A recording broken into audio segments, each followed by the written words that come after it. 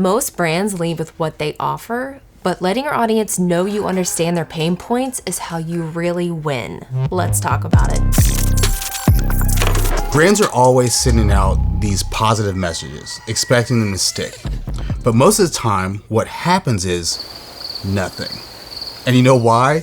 It's because the real connection happens when you lock in on what actually pisses off your customers and clearly say it in your messaging. When you address someone's pain, you aren't just heard, you're remembered. Focusing on a negative experience can win over your audience and align what you offer with what they really need.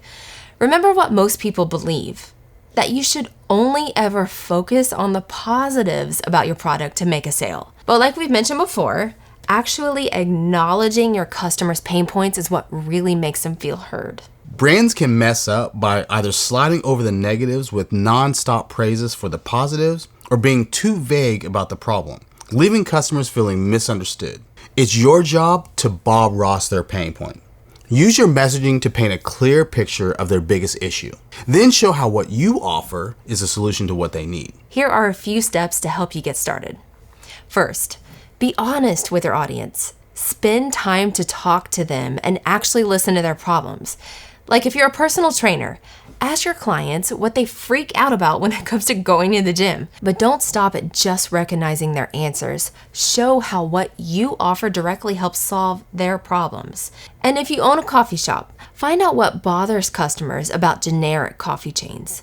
Find a way to use what they complain about as stories in your messaging. Second, highlight relatable situations. Don't just say your service is personalized, show it. For example, back to the personal trainer.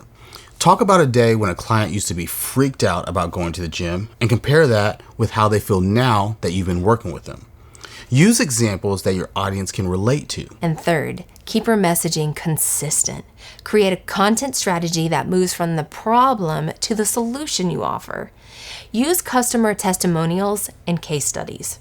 And if we go back to the coffee shop owner who takes this approach, by recognizing the impersonal experience of bigger coffee chains, they define their shop as a personal solution.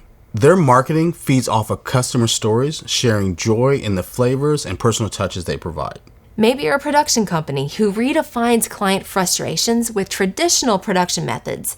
You can start including clients in the storytelling process so that there are no surprises once a final edit gets to them.